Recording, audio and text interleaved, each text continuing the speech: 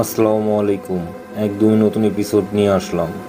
নতুন ভৌতিক ঘটনা শুনতে চাইলে চ্যানেলটি সাবস্ক্রাইব করুন, লাইক করুন অ্যান্ড শেয়ার করুন। এটা আপনাদের কাছ থেকে আশা করা যায়। তাহলে চলুন ঘটনাতে যাই। চারিদিকে ঘুটঘুটে অন্ধকার, মাঝে মাঝে খানিকটা কৃত্রিম আলোয় ঝিঝি পোকা কৃত্রিম ডাক, আর কোনো সারা শব্দ নেই। এমন একটা পরিবেশে অনেক দূর থেকে শোনা গেল লাইট, ক্যামেরা, অ্যাকশন। আমি যেখানে শুয়ে আছি সেখানে শোয়ানো আছে আমার মতো আরও 3জন অভিনেতা। আমি সহ মোট অভিনেতা 4জন। এই হরর ফিল্মের শুটিং হচ্ছে এফডিসিতে 4 নম্বর ফ্লোরে। আমি নতুন অভিনেতা। এর আগে মাত্র একটা হরর ফিল্মে অভিনয় করেছি, মাত্র তাও একটা লাশের ভূমিকায় মিনিট খানেকের অভিনয়।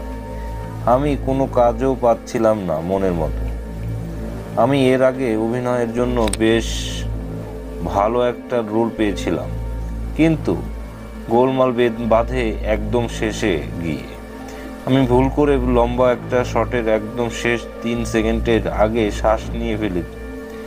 কেঁপে ওঠার জন্য আমার এই শটটাই বাদ দিয়ে দিয়েছিলেন আগের ছবির পরিচালক, কারণ এর আগে প্রায় 10 মিনিটের শট নেওয়ার হয়ে গিয়েছিল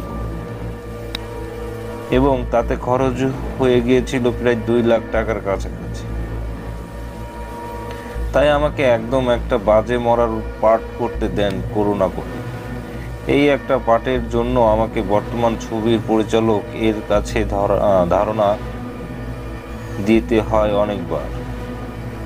হাতে পায়ে ধরে টাকা না নেবার শর্তেও আমি রাজি হই এই মরার ভূমিকায় অভিনয় করতে।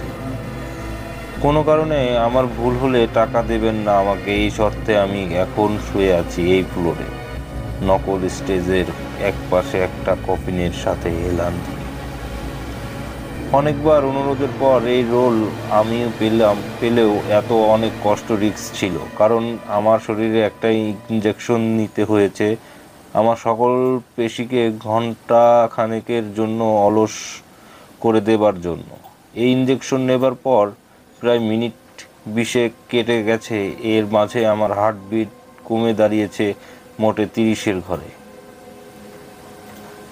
খুব ধীরে ধীরে শ্বাস নিচ্ছি, আমি নিচ্ছি না, নিতে বাধ্য হচ্ছি, কারণ আমার মরার মতো পড়ে আছি 4টা ক্যামেরার সামনে। শর্ট টেক শেষ হলেই আমাকে আরেকটা ইনজেকশন করে ঠিক করে দেওয়া হবে, এমনটাই বলেছেন ছবির পরিচালক ইশতিয়াক সাহেব। আমি প্রথমে ভয় পেয়েছিলাম, কিন্তু শেষে চিন্তা করলাম অনাথ পরিবারের সন্তান আমি। কিছু টাকা পেলে এই মাসটা কিছুটা শান্তিতে কেটে যাবে। কাজটা না পেলে আমার আগের খারাপ রেকর্ডের কারণে আমাকে না খেয়ে থাকতে হবে প্রায় সারা মাস। এর চেয়ে কয়েক ঘন্টা 1000 টাকা পাওয়া যাবে ভেবে এই লাশের ভূমিকায় আমি পড়ে আছি।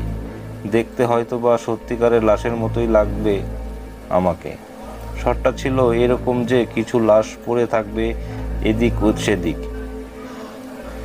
একটা টেবিলে অনেকগুলো অস্ত্র থাকবে, যেমন চাপাতি, ছুরি ইত্যাদি। এর মাঝে একজন কসাই এসে লাশগুলো কাটতে শুরু করবে। আমাকে ইশতিয়াক সাহেব অভয় দিয়েছিলেন এই বলে এই কসাইয়ের ভূমিকায় তিনি নিজ অভিনয় করবেন।